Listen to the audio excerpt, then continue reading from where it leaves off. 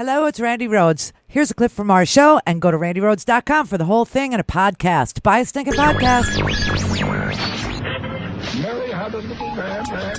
The fall. We believe that all men are created equal. To the magnificent mosaic that is America. From radio beacon to radio beacon. I have a dream today. Change has come to America. Believe me. Knock, knock. Who's there? It's a figment of your imagination. Randi Rhodes Show. Turn up your mind. Reports that the Russian cyber attacks are accompanied by more traditional spying techniques so that it's a complementary effort. I want to get your assessment, having read this report, of the totality of it and what the Russians are up to. Yeah, make no mistake, this is a full-on attack on our 2020 elections. This should surprise no one. We were told this was going to happen, and it's playing out. And let me expand on something the congressman said about the Russia intention of sowing discord and sending a message. The message here is that they can do this at will, and they don't expect any pushback or sanctions because of it. Why am I saying that? They use the same technique, the same signature as they did in 2016. If they wanted to pretend to be the Iranians or the North Koreans, or as the president says, a 400-pound guy sitting in his bed, they could have easily done that. But instead, they used the same Russian signature, easily attributed to the GRU, and that's telling us we're in charge, you're not. That's it. The Russians are going to choose your president again. And everybody knows that. Everybody knows. And now they are openly hacking, looking for dirt on Hunter Biden and Joe Biden. I mean, this is amazing. This is just amazing. And you have a president who actually plays into these conspiracy theories that Russia promotes, like, Russia didn't hack. Ukraine did the hacking. And CrowdStrike is a Ukrainian company, and Ukraine has the server. And he sends Rudy Giuliani out over there to tell them to say that live on television in an interview with Fareed Zakaria on CNN, or else they don't get their $491 million to defend themselves against Russia.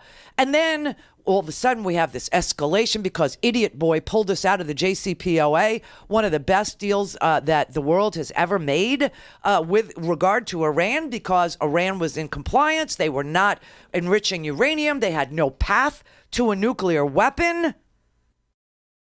You didn't see the tit for tat. You didn't see the roadside bombs anymore. You didn't see, escalation on the part of the Iranians against our soldiers, sailors, airmen, and Marines. Things were kind of okay, considering we're talking about Iran. Things were kind of okay. And what does Idiot Boy do? He pulls us out of the JCPOA. And as soon as he pulls us out of this, agreement that Russia and China were all good with, the whole freaking world, the EU and our NATO allies are, going to the United Nations, and they're invoking a piece of the JCPOA for dispute resolution. And they're trying to beg Iran to stay in the JCPOA with them as partners. But the United States, oh no, we're putting sanctions, screaming, that this, maximum pressure will bring them to the table. The maximum pressure has produced this crazy retaliation by Iran, this crazy retaliation by us, this back and forth, this unbelievable escalation, closer to war with Iran than we've been in 40 years. Because of this nudnik, because of this moron, this mental midget. Oh my God. And everybody knows he has no foreign policy. Everybody knows it's just impulse and chaos and confusion. 3 months ago, Donald Trump suddenly withdrew American forces from northern Syria that were in part thwarting Iran's efforts to dominate that country. His rationale was clear. Going into the Middle East is one of the worst decisions ever made in the history of our country. It's like quicksand.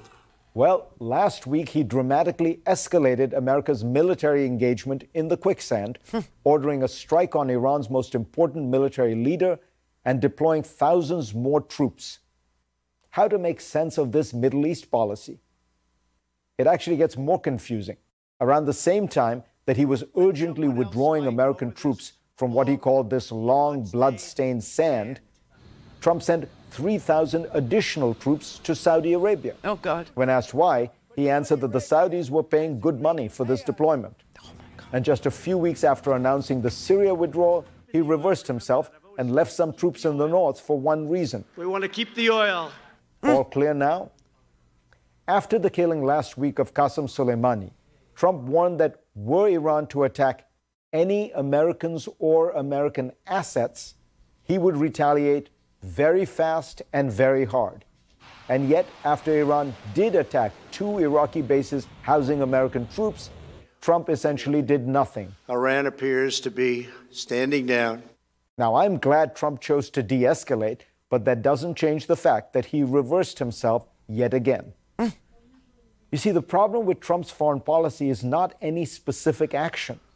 The killing of Soleimani could be justified as a way to respond to Iranian provocations. But this move, like so much of Trump's foreign policy, was impulsive, reckless, unplanned, and inconsistent. And as usual, the chief impact is chaos and confusion. I am the chosen one. To bring chaos and confusion to the world. That's what he is. I mean, you know, this is unbelievable. Make no mistake. This was all a result of Donald Trump pulling out of the JCPOA on May 8th, 2018.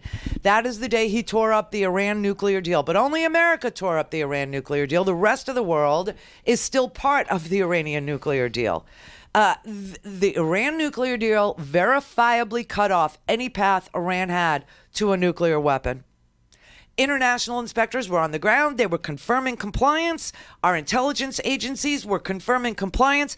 And this moron who hates everything Obama, you know, this guy who just went off about, you know, how racist he really is when he tweets out people wearing hijabs because, you know, to try and win hearts and minds in Iran is just so sick. But he put Pelosi and Schumer in head covers so that he could trash Muslim garb while he's out there saying in Farsi, overthrow your government. We got you.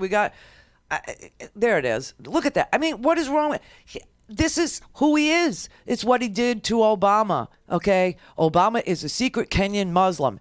You won't believe what they're finding. And people bought into that lie and the racism. And there are people who voted for him because of this racism. They love this kind of racism. This kind of thing makes us less safe, not more safe. It is the opposite of what he says. He's going to get a better deal. We have no deal. He's going to get a better deal. We're literally in defense mode. We're in force protection mode. Oh, nobody was harmed. Nobody was harmed. You want to see what happened to the people on the base there? Here's an Army sergeant. Richard Engel went to the base. Okay? These guys got a warning about incoming from the Iraqis because this is an Iraqi base. But we have 1,500 people, American soldiers, on this Iraqi base. So the Iranians literally told the Iraqis incoming, and the Iraqis were able to tell our guys to go to a bunker. So while Fox News is saying, oh, I'm sure, you know, the Iranian mullahs were all in bunkers, we were the ones in the bunkers. The missile came in here. Correct. And then just what? The fire just went all through here? The blast knocked everything down, and the fire just came after and burned it all up. This is the base that Iran targeted for retaliation after we killed Soleimani. We heard the sounds first, and then the shockwave just like drove like even through these T-walls all the way down, and it just kind of punches you in the heart. So there were 30 people there in this block, and they escaped. The Iranians have said they didn't mean to kill anyone. This was just about sending a message. Yeah. What do you think about that? I think they're liars. But, I mean, I don't know the accuracy of that particular missile, but it definitely feels a little bit more personal than that. And Trump's like, no problem. Nobody got hurt. Everybody's fine. I'm not going to, I just, you know, whatever. The man has absolutely no foreign policy. Donald Trump does not have a foreign policy. Hello. He has a series of impulses: isolationism, unilateralism, bellicosity, some of them completely contradictory. One might surge at any particular moment, triggered usually by Trump's sense that he might look weak or foolish. They're often unleashed without any consultation, and then his yes men line up to defend him, supporting the president's every move with North Korean-style enthusiasm, no matter how incoherent. The United States has made mistakes in foreign policy, but over the past several decades, it has by and large had a carefully thought-through process of decision-making, involving consultation with allies, and has tried to maintain consistency and coherence in its policy. That hard-won reputation is now being squandered in arena after arena around the globe. Great. America first? No, America alone. Alone, isolated. Go to RandiRhodes.com for the whole thing and a podcast. Buy a stinking podcast.